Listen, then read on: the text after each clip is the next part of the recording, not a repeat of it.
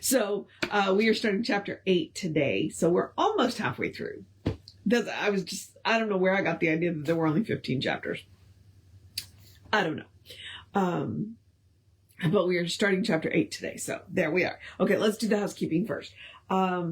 Which is what? That we are Creative Life Spiritual Center.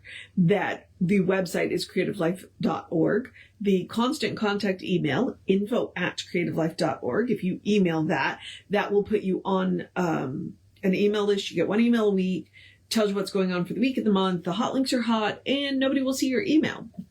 Okay. So there's that. And then the social medias. We don't monetize the social medias, mostly because we don't want to deal with the ads any more than you want to deal with the ads. So what we ask you to do instead is go like, subscribe, follow, share, and comment so that bumps us in the algorithms. Because again, we're not paying to bump us in the algorithms. It's your engagement with the page that bumps us in the algorithms. So we appreciate it when you do that. Thank you very much. Okay. Oh, and they are Creative Life Spiritual Center or Creative Life Spark, depending on which platform you're on. And I am the running Rev Ryan on all of the platforms that I am on. So there is that. Yes, I think that's it. Okay, so we are starting chapter 8 today. This is a fairly short chapter, so I think it's only going to take us a couple of days. So today and tomorrow, and then we'll be on to chapter 9.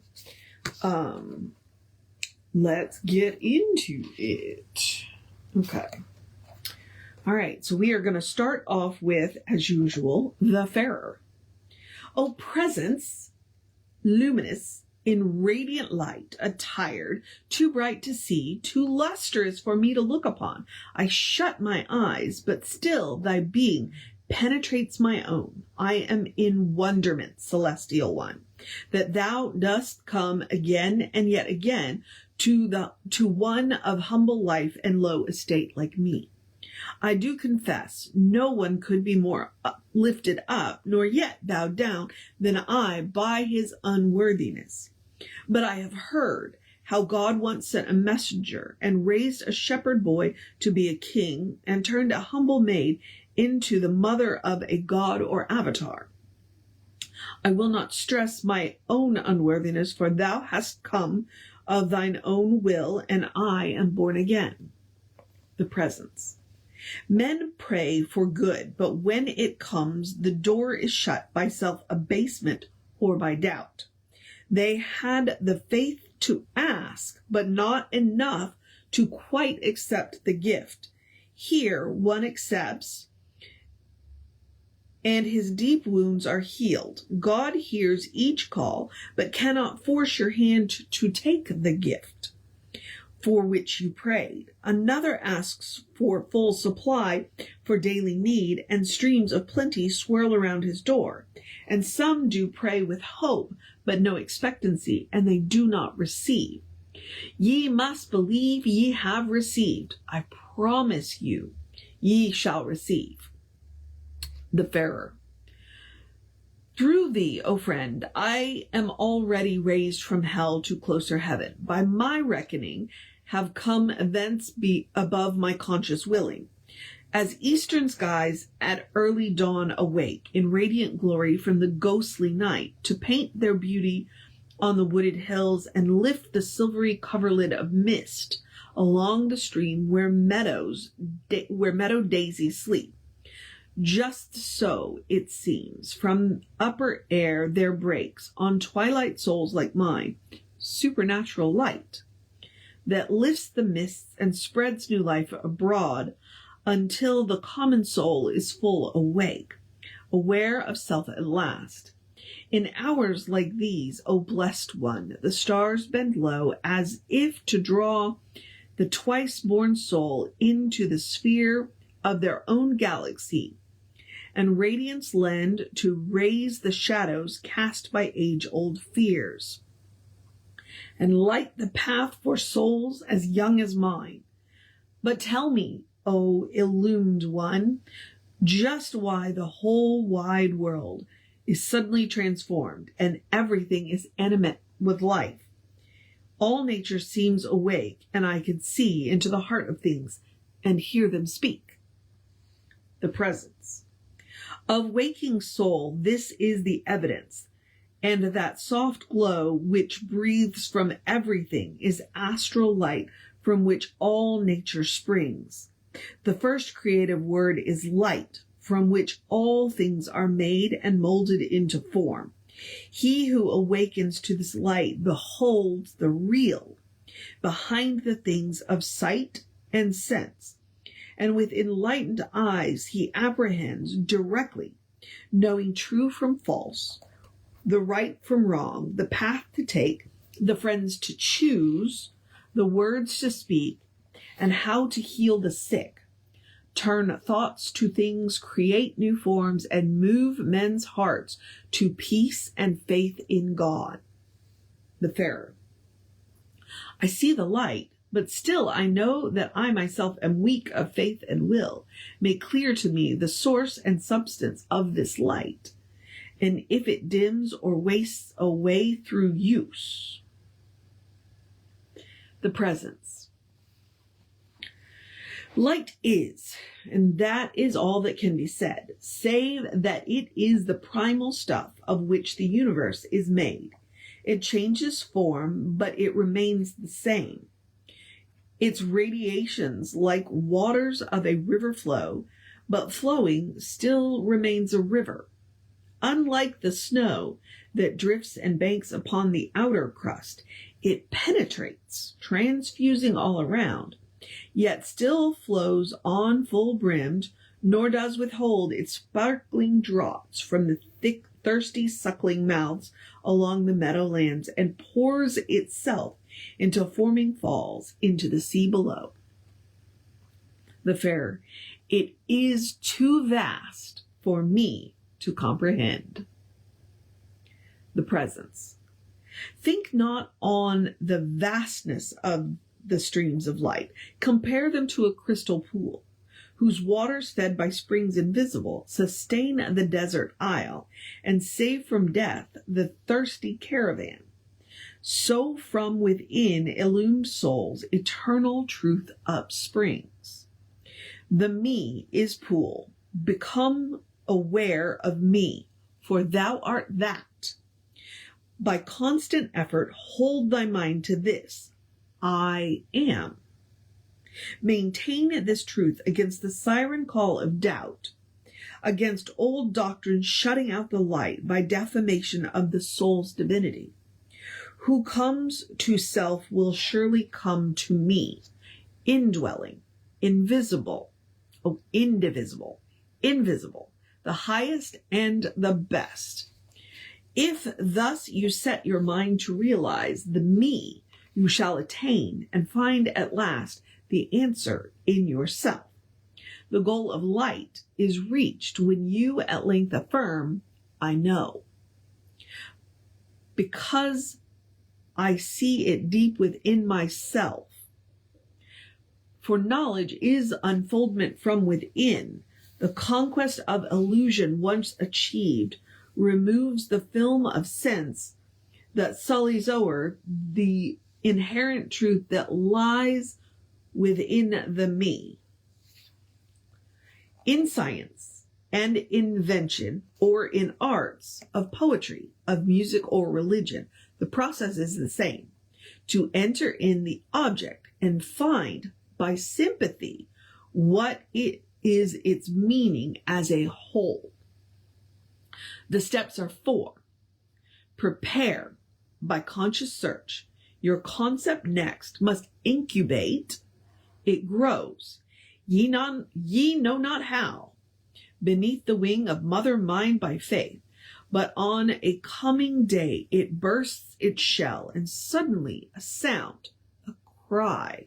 Behold, the birth of something new. And this is called illumination. Such has come to you, and in due time the 4th and final step will verify and prove in fact and form that faith and love and light and life alone are real, the one and only real. The Scribe. The voice was stilled, the Pharaoh's face in awe was lifted, and it shone with inner light. Celestial vision shut him deep within Celestial vision shut him deep within himself, where he was one with all. Time was forgot, and hours skimmed past like homing birds and winged their way into eternity. The presence. As progress rests on inspiration and the swift perception of the real as evolution rests not on the mechanical unfoldment, but by new mutations swiftly come about, as though some principle of life had waked at last, so does illumination come in one great, dazzling flash of light, which bursts from minds made ready by those who have prepared by incubation.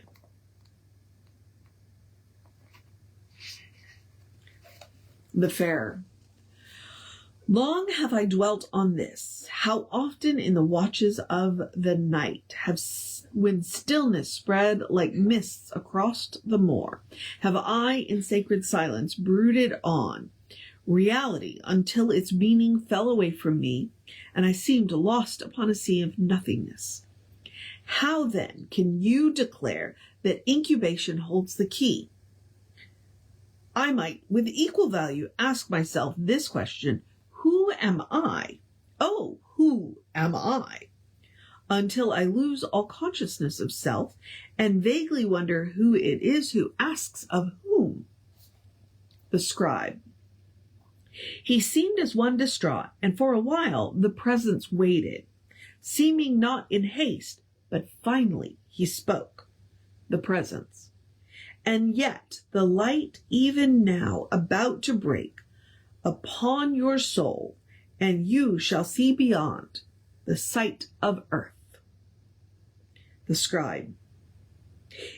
Then, even as he spoke, the Pharaoh's eyes seemed fixed upon some scene beyond the human sight. He became aware of the deep inner light of nature which unites all things in one, as though each gave its light to each, and each to all, and none lost anything because it was itself the source and substance of the light, from which it withdrew. Yet these are not my words, but his, as he, in after years, has set it down, for now he cries aloud. The Pharaoh. Teacher of teachers thou, the light is streaming now through spaces measureless. The Scribe. His tongue was still. He was possessed by some strange ecstasy that took away his strength, and in a moment's time enveloped him with light ineffable. Of this he speaks. The Pharaoh. I feared my feeble light would fail the air and leave me in the darkness of despair, when suddenly, in vision most intense, I broke the spell of blackness and suspense, in which I seemed asleep to all around, nor death itself could be more stilled of sound, and found myself aroused, awake, aware that something I had never known was there. And in such ecstasy there was no night, but only light, and light, and light, and light, and light. The Scribe. It was only in the after years he knew that this was truly cosmic consciousness. The Pharaoh. Light comes when we are least aware of it. We suddenly look up from the sameness of the everyday, and there it is, unasked and unexpected, indifferent to our acceptance or rejection of it. The light is there, and that is all we know, impersonal as is the beauty of a sunset. We are bathed in it at all times. It does not move from place to place. It is just there, always and forever. At once its brilliance dazzles us, and yet a film of softness seems to shade our eyes. Its beauty lies beyond the power of speech. It seems to flow into our vision, then out of it once more. We cannot know this mystery. It lies beyond all explanation, but it is not illusion. It dispels illusion. It is a solid fact of our experience. All things are seen within this light, and none shut out, and every part has equal brilliance, with every other part like faucets of a gem. One cannot say his merit brought it forth, though he is long invited it. It comes to none by concentration or by will. It seldom is the fruit of effort, and not reward of virtue dearly paid. It is its own excuse for being, and never does it seek to reason or explain. It was not brought, nor was it sent. It was not planned, nor was it purposed. It neither was coerced nor heralded. It is not found as though it were absent. It merely is. All theories and faiths will neither make it nor obscure it. The reality is that it exists. Whether or not we are aware, we are in it without need of proof. Like tides from an invisible ocean of life, bringing messages to the shore of time, eternity presses upon us. It belongs to the present moment. Occasionally, a door opens. Eternity enters and brings the light to the shores of time. Messages from the unknown mystery of being. Seldom are these messages articulate to consciousness. More often, they are swept back out into the stream or ocean of their being, unrevealed. We stand on the shores of this larger life. We hear its tide of life, oh, of life, oh, life of life, oh, ocean of being, to me revealed. I stood upon the shores of the larger life.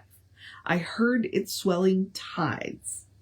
I felt its lapping waves upon my feet, uninvited. The unknown became the known. The invisible was seen. A voice spoke, and I heard it. Beyond all reasoned thought, it spoke a language that feeling, and only feeling, can interpret. But real, oh, so real. Elusive, fluidic, but substance of all substance. Illumination came.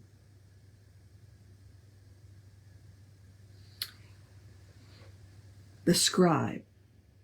He was submerged in seas of consciousness, but from his lips there fell half-uttered thoughts, which carried sequences from time to time. So, the Farer.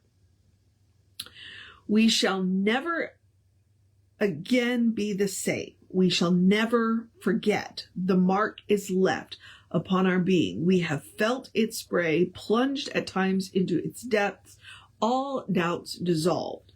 Fear, only a word.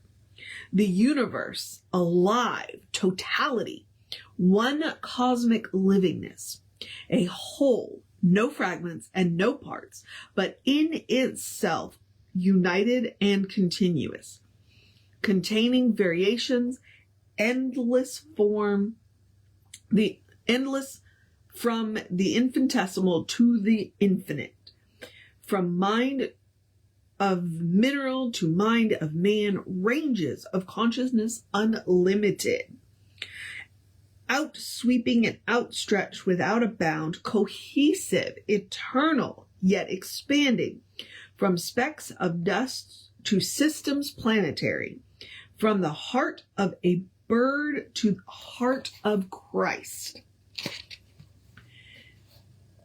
and on to that great heart that beats in rhythmic lovingness in everything. O heart of Christ, O heart of God, O light. The scribe. That warm first glow he never could recapture, and only part explain.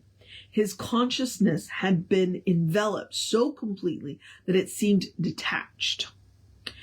In retrospect, he could recall the memory, but not the deep emotion which had held him so enthralled. Yet it had given him such deep perception of reality that his intellect awoke to higher power of thought and speech. The Farer. I saw the real. I knew the truth at last. The days of half-blind sight for me were past. I understood how senses had deceived, and in one flash of vision I achieved an insight that reason cannot fashion.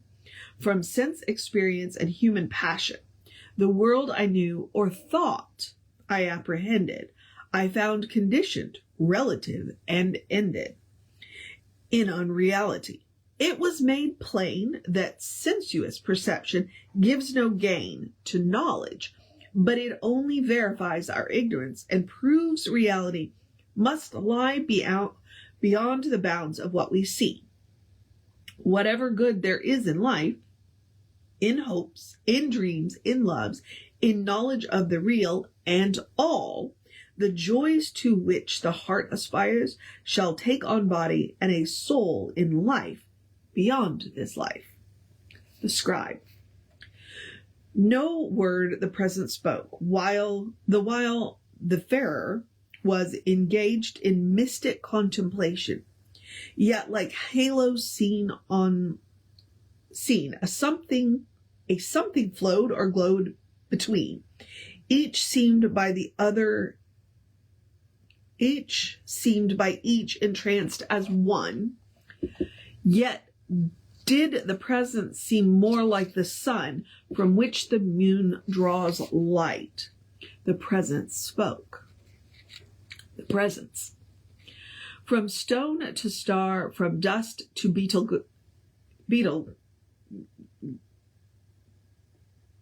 Beetlejuice, from plant to man, from man to seraphim, from insect brain to cosmic consciousness, there is but one eternal light of lights, yet every candle lighted on the earth is seen by him who brought it into birth, and one small flame devoted to the me may light the way through all eternity. The Farer. May I fulfill this dream, nor lose my way through fear and doubt of my own worthiness. How can I keep the path, ease my distress? The Presence. Be like the winged bird who would fulfill its destiny. It first prepares a nest where it may lay its eggs, and then it broods with half-closed eyes and meditates until the incubation done. The chick breaks through the shell, dwell on intangibles until they shape themselves into visibles. As artists sense the soul of things, like visions hovering on wings, be thou aware of light and give it birth. In beauty born immaculate on earth, the door swings wide, and in the me is light through all eternity. One light there is, and one alone, one Lord of light upon his throne. The Farer. What are the steps that lead to intuition? The Presence. Turn first and last and ever to the me, for thou art that, the knower and the known. Must meet within, with mind unwandering, proclaim within thyself the fact of heaven. Declare thy reverence for the inner good, the true, the holy, and the beautiful. Think on the nature of truth and say, thou art light, thou art the way, thou art the untaught teacher of the truth. I would see only thee. For where thou art is wisdom. Be to me the candle and the flame, the star that shines, the light that streams therefrom, and let me walk with thee, O light eternal. Guide my steps. One beam of light can put the dark to rout. One truth affirmed will drive the evil out. For every problem that you face, there is one way by which it can be solved. Turn to the light divine, declare its presence, and affirm that you are one with it and that you do not walk alone. Nor will your path wind back into the shadows of despair. If you will hold to him and let his hand hold yours, and though your eyes be closed, you still will see the light divine. Let it be guide. He who shall send his word before his face to mark the trail and clear it for the race shall reach the goal to which his mind is bent, untouched by fate, unharmed by accident. If thou shalt meditate on light and light alone, it shall not dawn too late.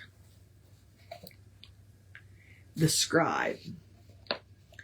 Then spoke the presence of lamps, whose wicks were wet in Eden's soil, and whose clear flame unquenched had lit the age-old paths of men, which, although dimmed by lusts of earth, still burned in secret while the times were dark and then were passed along to race still unborn. The presence. Whoever comes with lowly hearts to God, be he of Krishna, Buddha, Moses, Christ, he will not fail to see how sweet the words, the lamp of love for man is lit, and man walks in the light of it. From here to the eternal shore, the circled beams will go before. The Farer. Would that my eyes could see this light. The scribe. The presence spoke no more. It seemed that he himself was one with all eternity, and that perhaps he lingered there until the Farer's heart united with his will. At last the Farer roused, and from his throat there burst a song of rapture, note on note, until he seemed some angel in disguise upon his homeward way to paradise. The Farer. O light divine that shineth on my way, supernatural light that radiates from heaven, thy glance has pierced the sepulchre of doubt in which I lay entombed, and brought to life the seed of hope. And let my soul be bathed in light, so I shall be whole in every part and way. O light of light, divine illumination, I have set a vessel to contain thy holy oil, that I may pour myself into the lamps of unenlightened souls, whose smoldering wicks bedim the light of life. Thou art the oil, the lamp, the light, the giver, and the gift. The scribe. The Farer seemed himself to be aflamed with exultation, like Mithras seated on his throne within the sun, reflector of the absolute. He peered beyond the stars into infinity, as though his ears had caught some far-off note divine. The Farer. I cried unto thee, and thou didst give reply. I sang unto thee, and thou didst hear my song. I besought thee, and mercy has been shown. My prayers no longer echo in a void. I brought burnt offerings of my heart, and I laid them on the altar of all being. And thou didst welcome me. I, who had died, found life in thee again.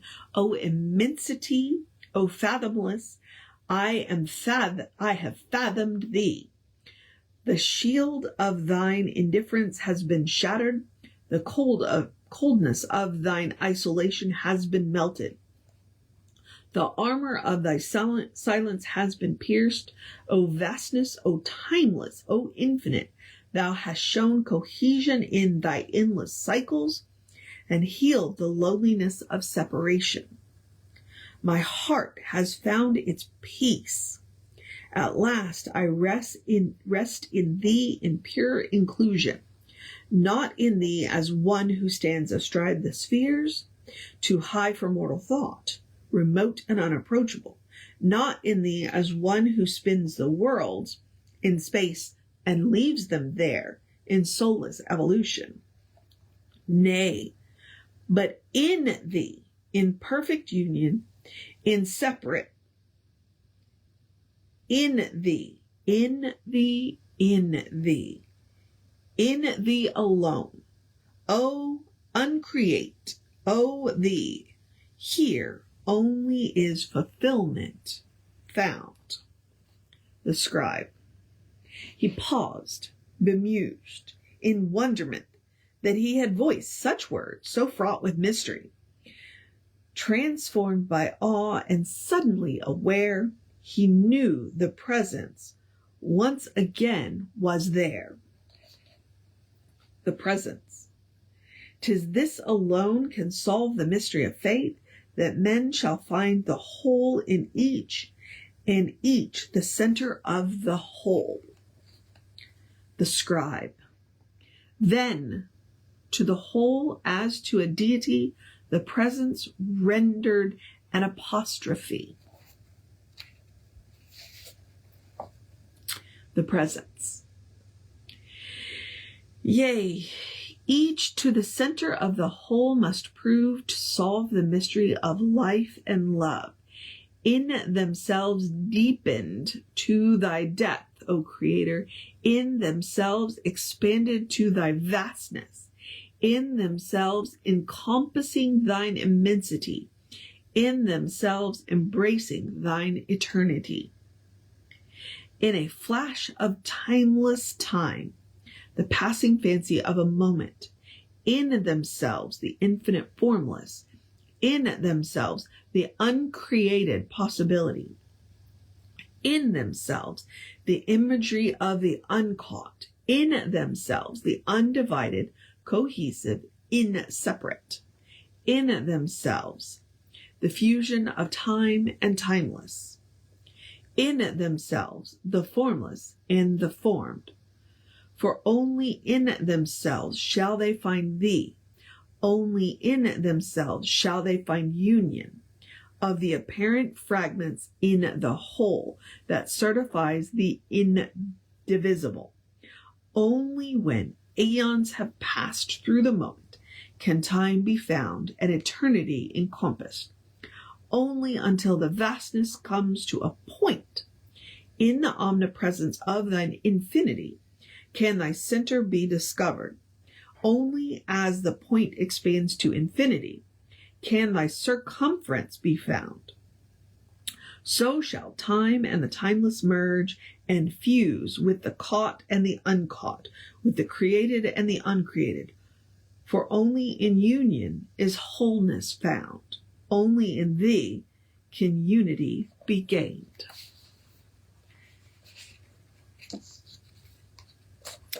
And that, my friends, was chapter 8, Illumination and Intuition. And honestly, I said this yesterday, and I'm going to repeat it again. It's the mystical experience. And here's where language fails.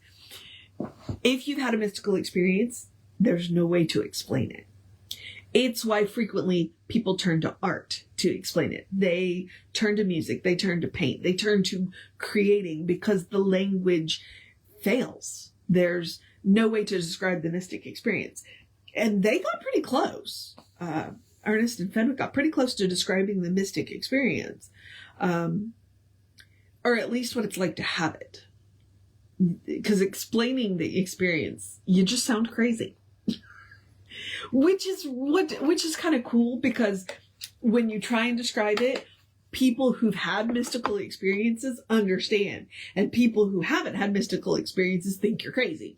So it's like when you meet the eyes of somebody who else has had a mystical experience, as you're trying to describe it, you get this knowing look. It's like, no, I've been there. I know what you're talking about.